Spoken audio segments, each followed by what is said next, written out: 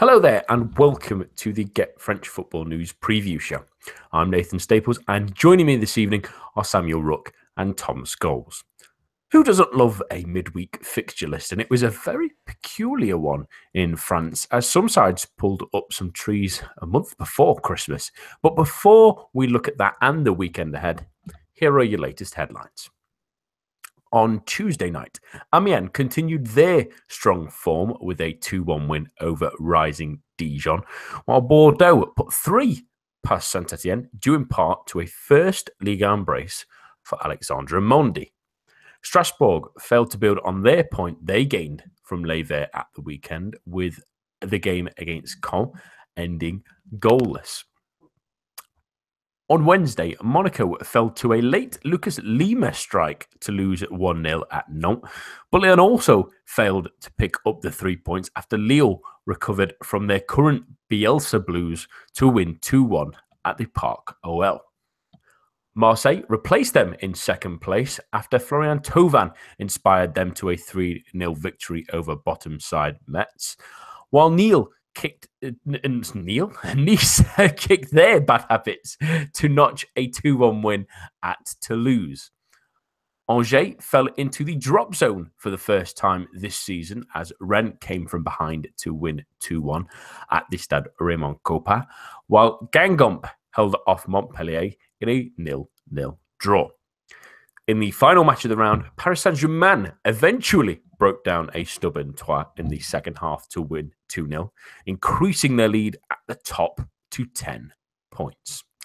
And that's all for now. But for all your latest news in the world of French football, head on over to our website at www.getfootballnewsfrance.com and follow us on Twitter at GFFN.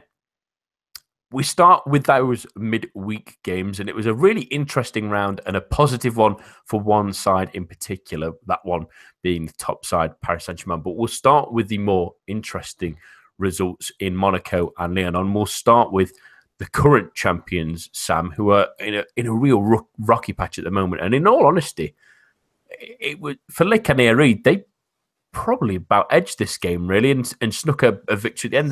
They pushed and they eventually broke down a door. Again, it was a Monaco performance that was lacking. Very much so.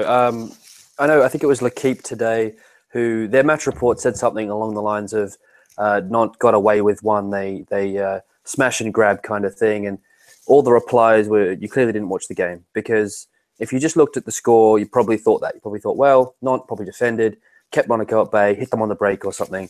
But that's really not what happened. Monaco played poorly. Nantes outplayed them. There was a touch of fortune in a stoppage time winner, but it was no more than they deserved. And Monaco are in real trouble. 3 straight losses. They're on their worst run in 8 years. I mean, this is the year they got relegated. They didn't go on such a bad run as they're on right now. This is really uncharted territory for Jardim and for this Monaco team, and it's just such a long way from what they were last year. Yeah, and they were so lethargic in this one. This is what worries me really about this one now, is that in this game they not were great, especially in the second half, and they forced Subasic into a number of different saves, but just so many times their attacking was just laboured and just they couldn't really find the right kind of passing sequence or try and get players in the right positions. It was similar to what we mentioned on Monday's podcast about the game against Paris Saint-Germain. You would see Falcao get the ball and snatch at chances. Now he's not scored in quite a few games. You would see other players like Balde try and do a little bit too much. There's a bit of individualism creeping into there as well. People like Fabinho feel like they're doing too much in the midfield. Again, that result against Paris Saint-Germain has really carried over again to this game, and it's eventually led to Claudio Ranieri getting a real result against a side that he used to manage and was sacked by when he was the one who brought them back into Ligue. Tom, it's a great result for Nantes, who quietly, yet again, I know they've not had the greatest amount of results recently, but they've jumped back into 5th now and earned a very, very good win. Oh yeah, I mean, as I've documented on here before, I quite like the run-of-the-mill mediocre wins they get. But I'm just looking at the table now. They're 3 points off the champions. They're 3 points off of the Champions League places. They've been quietly going about their business. No one's been paying them any attention for whatever reason. Maybe because they're not as glamorous as the other teams, or because teams like Monaco and Nice are struggling. Marseille and Lyon are coming into a bit of form now, and obviously PSG will be the team that everyone mentions. But with Nantes, without comparing the two sides and the two styles of play, it reminds me an awful lot of what Burnley are doing in the Premier League now. No one really pays them any attention. Everyone's looking at this and going, it's a fluke. They'll go away in a minute. You don't get to this position at this time of the season by a fluke, especially the way they've been doing it. And as Sam said, this game against Monaco, it certainly wasn't a smash and grab, as Ligue said it was. You could argue they deserve to win.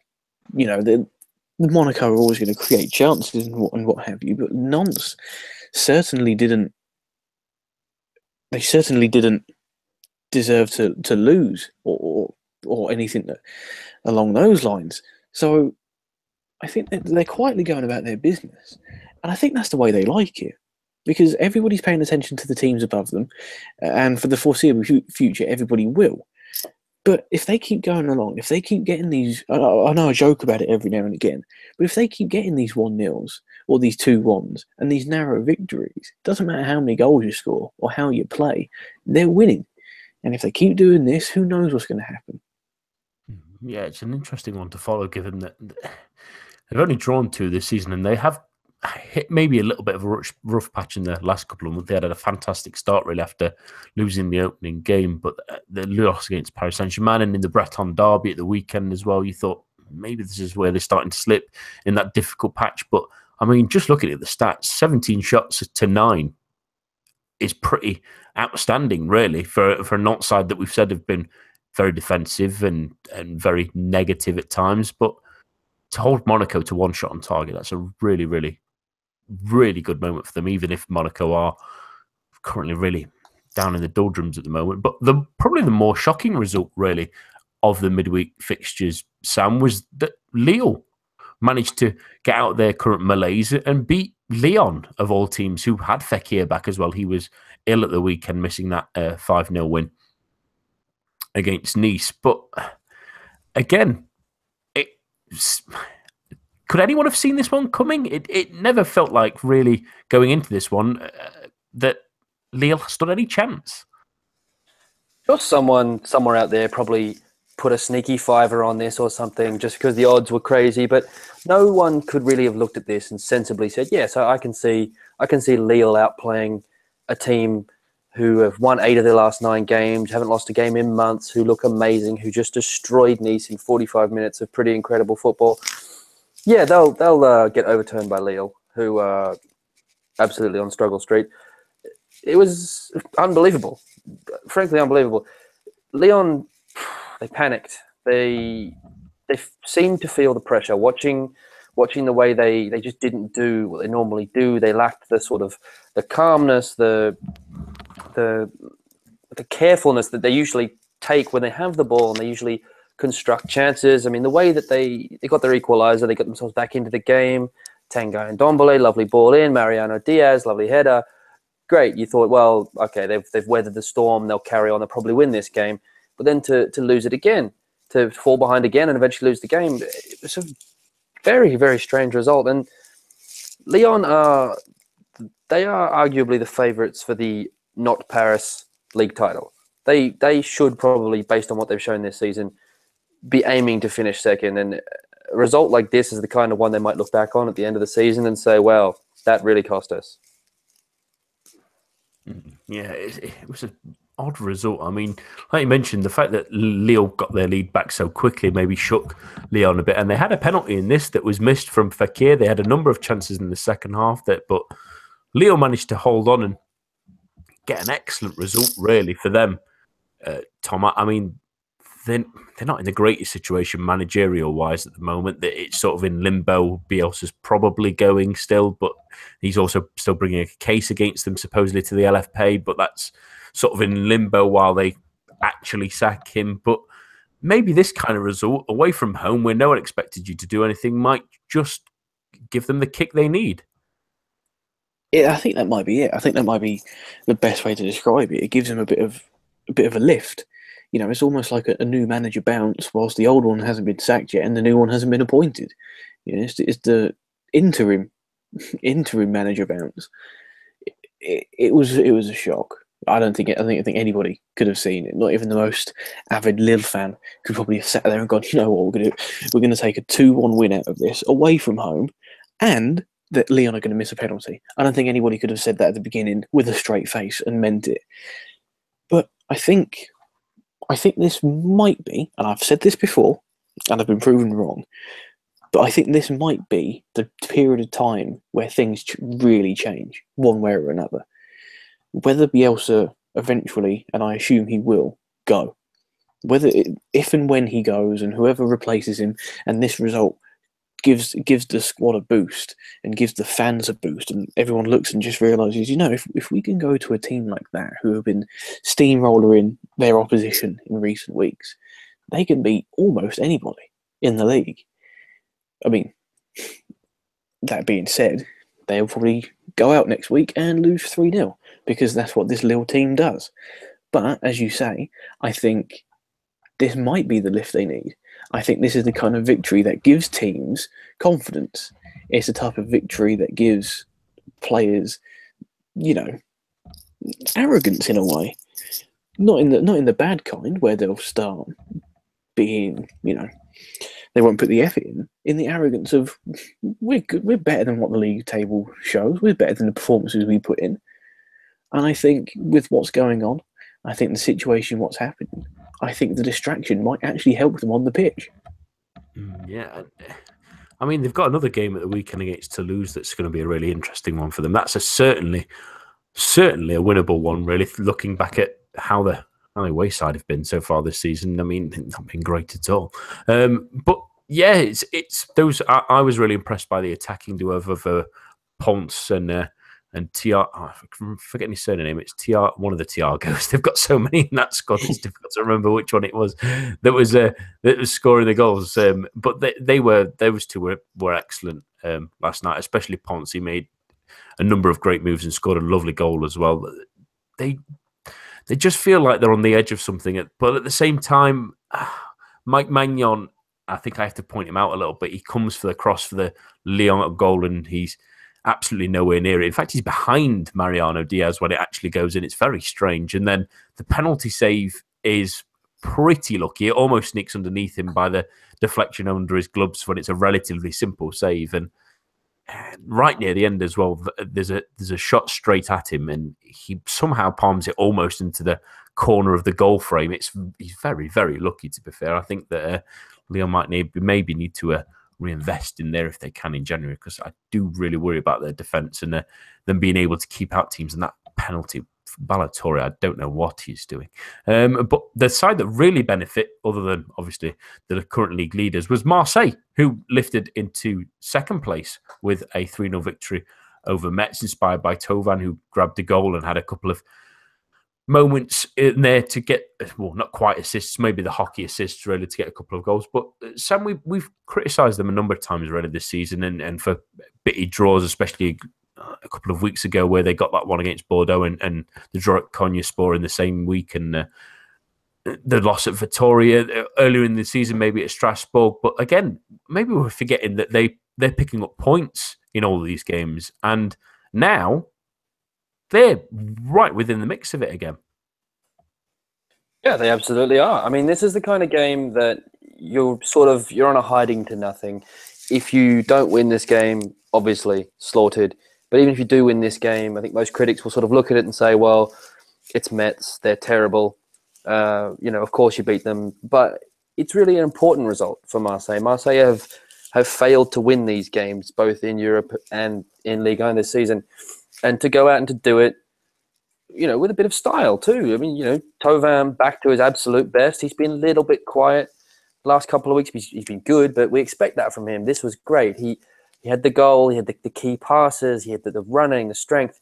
Could have had another goal. I mean, he was good. Marseille were good. Luis Gustavo, solid again.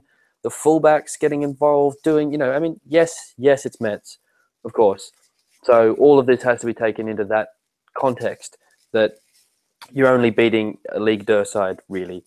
But they beat them, and they've gone second. And we've talked a lot about Lyon, about how good Lyon have been recently, but Marseille are now ahead of them. And yes, Lyon played a better side than Marseille did. Marseille won, and Marseille have won enough of their games to take them up there. And they're really, they're looking over their shoulder, of course, at Lyon and Monaco, but Marseille are really ensconced in this right now. And Champions League football seemed a dream. It seemed a joke not even that long ago. And season ends today. They're straight into the group stages. Yeah, and that's really interesting. And I think you make an excellent point there, Sam, that we do have to take it with a grain of salt. They're playing a side that are, even at this point, I think it's fair to say that they're probably down. I think even saying the word probably is being a little bit kind. They're 10 points off Angers, and they're 11 points because of the weird mid-table moment we're having at the moment in Ligue, but that's still a big distance for them to pick up at the moment when they're playing so badly. But looking at the fixtures ahead, week 18 will be very, very big both for Lyon and Marseille. But before that, Montpellier, that'll be a tough game. They always give the bigger sides a difficult one. Saint-Etienne, we're not so certain about them at the moment. They're in a bit of a rough patch still. Tom, do you think Marseille are legitimate contenders for that possibly even second place now of the automatic spot for the Champions League? I think they are. And it's I don't know whether it's just me or I've imagined this, but everybody on my social media feed that is a Marseille supporter or follows the club, it just makes it out to seem a lot worse than it actually is.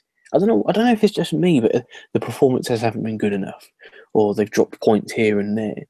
Yeah, you look at the table, they're second. As Sam said, season ends today, they're automatically in the group stages.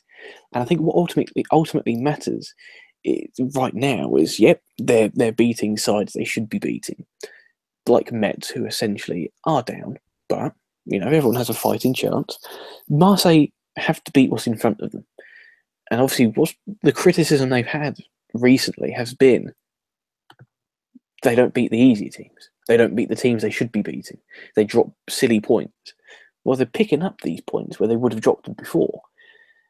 And if they keep doing this, and if they keep picking up the points that they dropped last season, that cost them, then there's no reason to suggest that they're going to miss out on it. Of course, it helps that Lyon dropped points and Monaco are in a bad run of form, and we could be sitting here in a couple of weeks' time, and it's all completely different. It's all completely changed. But as it stands right now, they're looking good for it. They're picking up wins. It might not be the prettiest of victories, but it doesn't. You don't score points. You don't get a point extra if you have more possession or if you play beautiful football. You get the 3 points if you score more goals. And as right now, that's what they're doing, and that's what I think. If they continue to do, and continue to do in the way they're doing it, there's no reason to suggest, one, they'll qualify for the Champions League, and two, they'll finish second.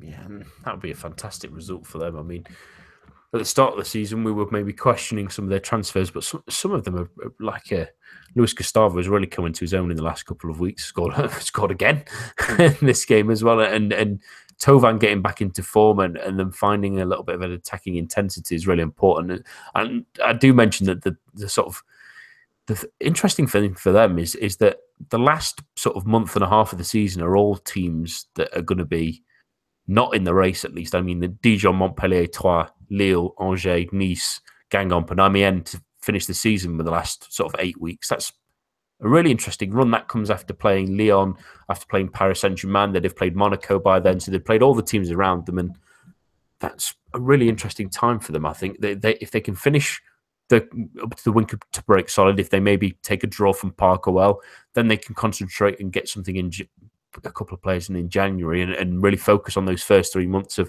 getting out the results they need before a potential real run at the end. They have absolutely every chance at the moment, but yeah, this Metz team is going nowhere fast, sinking deeper and deeper into the mire, and it's going to be really tough to jump out. But let's finish this midweek chat really on Paris Saint-Germain, who were given a stern test of it, really, Sam, in this one. They've had a couple of difficult, awkward games. Teams are expected to play a little bit more defensively, I suppose, against someone with such attacking power. But in fairness to Troyes, they weren't completely held back at any point. I mean, they could have gone ahead. They were maybe a little bit unlucky with an offside goal where he is really just in an offside position, so the referees get it correct. But had that gone in, it all changes. Samuel Grancia had a couple of good chances. Track was called into action more than once, and it took Paris Saint-Germain a long time to really register a shot on target. Never mind actually grab the goal that eventually saw them win. I mean, I think you just have to give so much credit to Troyes for this result. I mean, 18 months ago, famously, they lost this game 9-0. PSG beat them 9-0. And to now come out of this result with a very creditable 2-0 defeat. I mean, PSG missed a penalty. Cavani missed a penalty in the first half, and so they were 70 minutes into the hardest fixture in French football, away to PSG. They were 20 minutes away from getting a result, which is just that would have been fabulous for them, and they lost, but they lost about as well as you could hope for, and they were never going to be banking on 3 points from PSG away to save their season, and I think they can just take plenty of happiness from this result. You don't often say that about a game you've lost, but losing a game like this to PSG, putting up a fight, having as many shots on target as PSG, I mean, that's almost a win in itself. I know it's a weird result for them in the sense that it was really positive, coming off again the great result they got at the weekend as well with that 3-0 win over Angers, another team around that bottom area that is going to give them a boost with Guingamp facing next week. At the weekend, that's a game that's easily winnable. If they show that performance again that they showed at the Parc des Princes, there's no doubt that they can maybe get a really good win again there. But I have to admit that penalty, as you mentioned, Sam, I think Samas is almost stealing that ball off the penalty spot. He's so far off the line. I don't even know what that official on the other side that's supposed to be watching the line is watching, because I don't think Samas stands on the line at any point during that penalty save. It's absolutely insanity, really. I still can't believe they didn't do anything about it. But moving back to really Paris, Tom, that's another great result, another win. It continues the momentum they've had recently of that sort of 100% record that they have at home. They are completely unbeaten this season. The question really turns to, I don't want to quite go on, are they going to go complete the whole season unbeaten just yet? I'm holding that off maybe until the new year at least. But is the title wrapped up already? You'd say so. And it probably has been for a couple of weeks now. And I can't see it. One, I can't see them losing.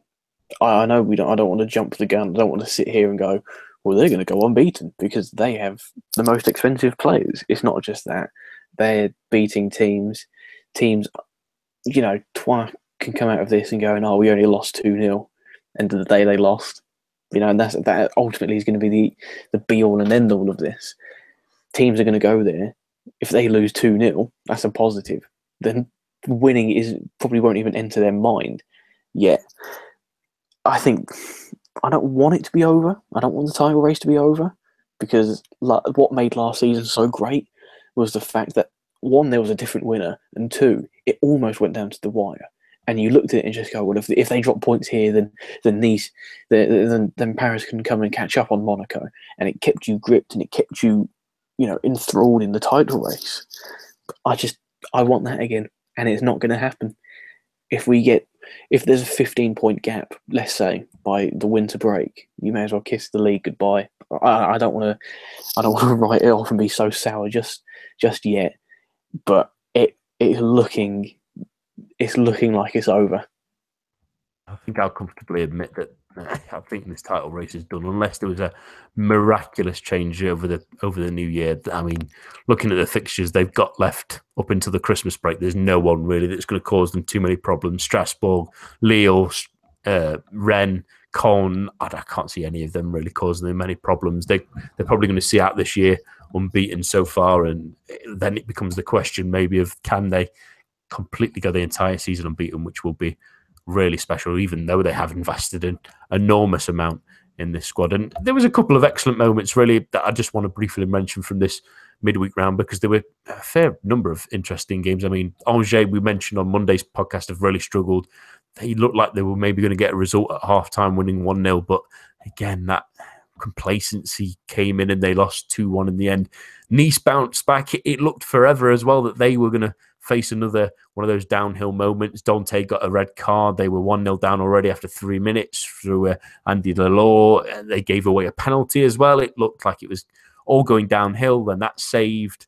Then Amiens gets sent off for Nice's penalty that Balotelli sticks away, and Shrafi comes on and scores the winner. It might just be the kickstart they need to really bounce back this season. But some excellent games in an interesting midweek, and we all love a good midweek round. But let's focus now on the games that we have ahead of us in Ligue 1, and we're just doing 3 matches this week, given the excellence that we had on the Tuesday and Wednesday. So we'll start with a game on Saturday that's between 2 sides that are in a dip of form, and we've mentioned one more strongly than the other at least, and that's Monaco Angers. And I want to take your take on Angers at the moment, Sam. I mean, we did talk about them on Monday about how we've sort of complimented them quite a bit this season, but they have taken a dip, and it's seemingly over the last couple of weeks at least slowly got worse and worse, and now they are in the drop zone. Are you starting to worry about Stéphane Moulin's men? I think you have to. I don't think you can look at these results because at the end of the day, it is about results. We've praised the way they've played in losing too many times, possibly, because ultimately, they aren't getting the points. This is a long time now since they've won a game. They won a cup game in October. They won a league game mid-October, but a lot of defeats to teams around them as well. I mean, lost to Rennes midweek. Rennes are now comfortably away from the relegation zone, and they lost to Troyes.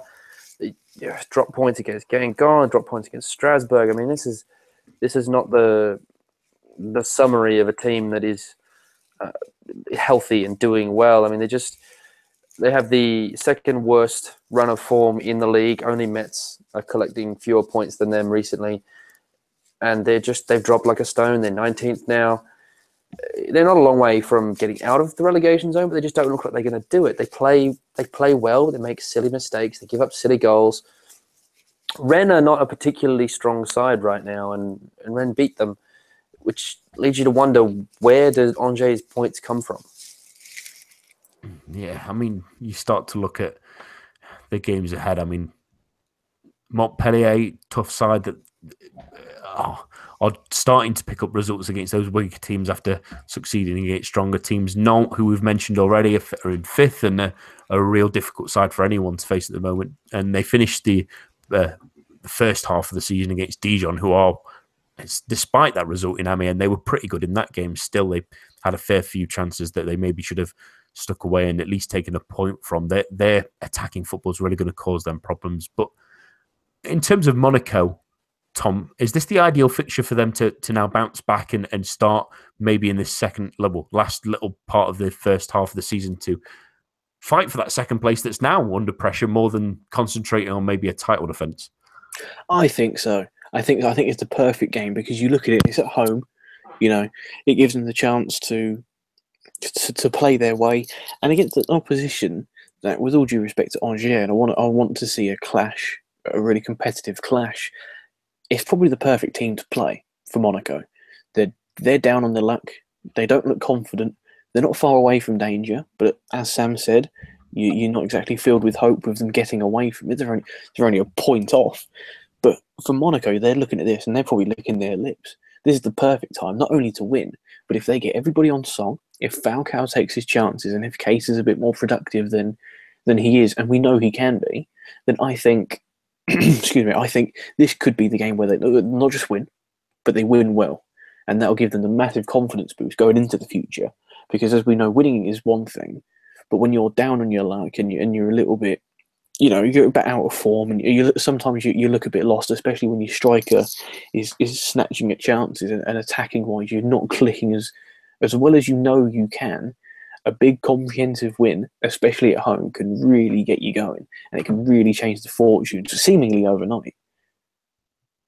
Yeah, like you say, at the moment, at least in that top fight for the second place, there's only really 2 points between all of them, and goals will matter as well. So getting a result here could be really important for the rest of their season.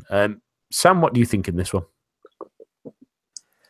I'm going to back Monaco. I think they're going to shake off the cobwebs and get the win that they desperately need, and I think they'll probably do it fairly easily, something like 3-1. Tom? I'm going I said they'd go comprehensive. I'm going comprehensive. Monaco 4-0. I think they're maybe going to be a little bit too cautious on this one. I'm thinking that Monaco might have one of those kind of games that we saw a couple of weeks ago where they were still kind of licking their wounds, getting a recovery, and that was the 2-0 win against Caen and the 2-0 win against Bordeaux. So that sets a nice theme for me, 2-0. So next game is between, well, it would have been a relegation 6-pointer even a week ago, and Nice haven't completely clawed away from those bottom areas, but they face Metz at the weekend, which Sam feels like it maybe should be a guaranteed 3 points for Nice, because, I mean, unfortunately for Metz, they're the second worst team behind Benevento in pretty much all of Europe, definitely in the top 5 leagues at least. It's been an awful season, hasn't it, so far for them? It has been. I mean, it's been basically a disaster, and there seems to be no reason to think it's going to get any better.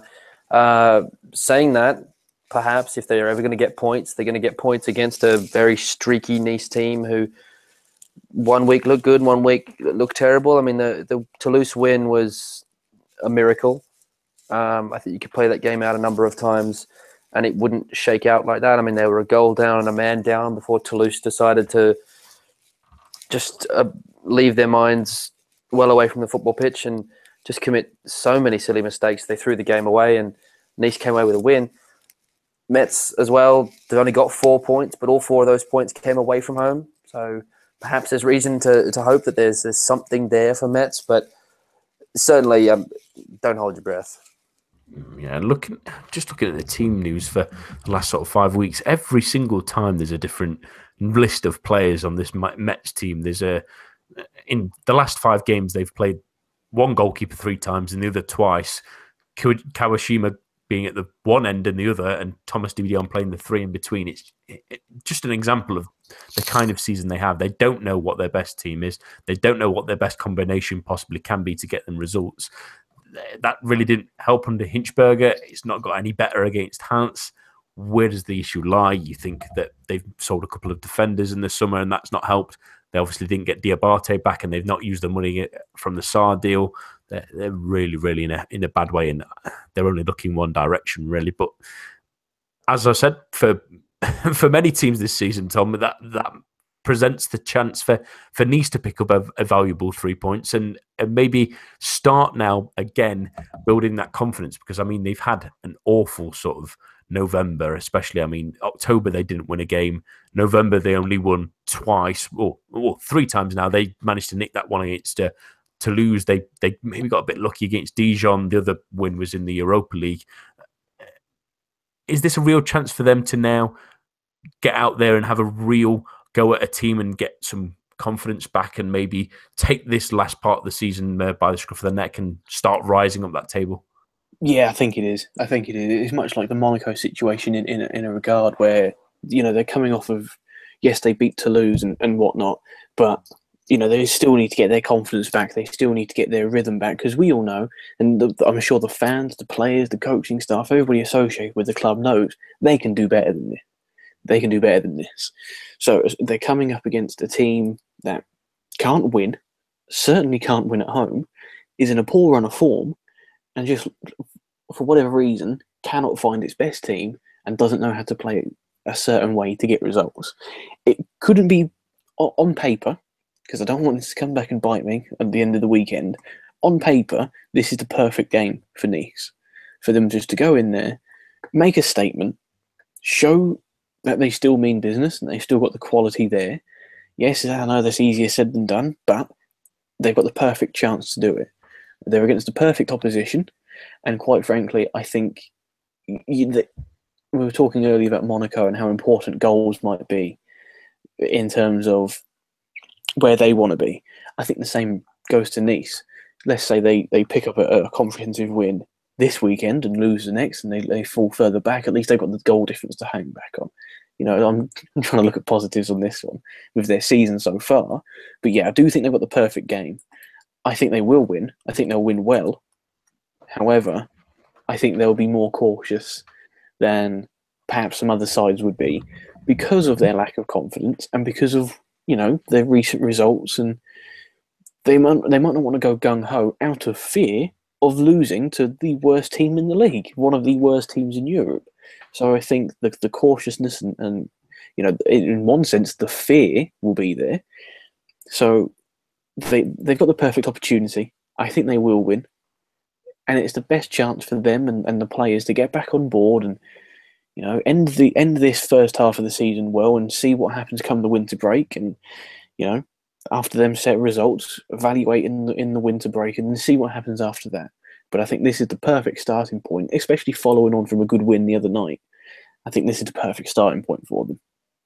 Let's get some predictions then, and I'll start with you, Tom. 2-0 Nice. I'm going to go for a 4-0 win for Nice, maybe a hat-trick from Balotelli. That would be a nice little bit for the Italian, who is doing reasonably well this season, to be fair again to him. Sam, what's your prediction? Tom has me convinced. I think he's made a number of good points. This is going to be a little bit tighter than I think both of you suggested. I'm going to go 1-0 to Nice. If anything, I'm assured that Lucien Favre will think that maybe this last month of the season, if they can stop picking up results, might help him in his potential move to Dortmund should Peter Bosch be still in the hot seat as he is at the moment, at least at the German club. But we'll finish this evening with an intriguing game, at least anyway, between two sides in completely different directions at the moment, at least, and that's Saint-Etienne as they host Nantes. Saint-Etienne, it's been an awful last couple of months. I mean, since the start of the season where we praised them with 3 victories in a row, since then they've picked up 2 victories against Dijon and against Metz, which doesn't really help matters, really. There's a few draws in there, but they've not really done much improving under Julien Sablé, yet they squandered 2 leads against Strasbourg at home, and in midweek they were pretty much put to the sword, really, against Bordeaux. They didn't really create anything of note going forward. It's a really tough time for the Ligue at the moment, isn't it? They seem to be playing the role of sort of the form doctor for almost every team in the league. If you need a win, it seems like the best place to go is Saint-Etienne. I mean, they've played Lille. They all got their first win in months. They played Strasbourg. Strasbourg didn't win, but they scored twice, and for them, that's almost a win. Bordeaux hadn't won in months. They smashed them. Saint-Etienne at the moment are just really in trouble. They utterly devoid of confidence. The managerial change seems to have done exactly the opposite of whatever they might have been hoping for, and they're still 10th because of that start to the season. That started so well. 11th they are, but still, they started so well the season, but now it's looking very bad. It's looking very rough for Saint-Etienne. They're not in relegation trouble, and I don't think they will be, but this is not a game that bodes well for them because they're coming up against a very organised, very enthusiastic, aggressive Nantes side who we've just seen beat Monaco, out-hustle Monaco, really outwork them, and this is just not the ideal opponent for Saint-Etienne at all. No, not really. And I think what's really stripping away from them, I know a lot of people wanted them to sort of go away from their defensive strengths, at least anyway, in the sense of being a bit more creative in their offensive, really. But when you see they've conceded 23 goals and only Dijon, Nice, Strasbourg and Angers and Metz, and the bottom 2 of Angers and Metz have conceded more, and in the fact that they've only scored 16 in the other end, it does start to worry you that they're slowly sinking into the abyss, really. And maybe that mention of making Sablé the permanent manager, as they sort of mentioned in his initial press conference, was a bit of an issue, really, because the players haven't reacted as the way they maybe expected. They've maybe got a yes man in that they wanted in the board, but at the same time, is that worth enough of the sacrifice for what essentially already looks like a lost season? But this, again, Tom, we mentioned how not good Nantes have been recently, and again, this could be a real good opportunity for them to pick up another 3 points and start to establish themselves as a top 5 side. Oh yeah, definitely.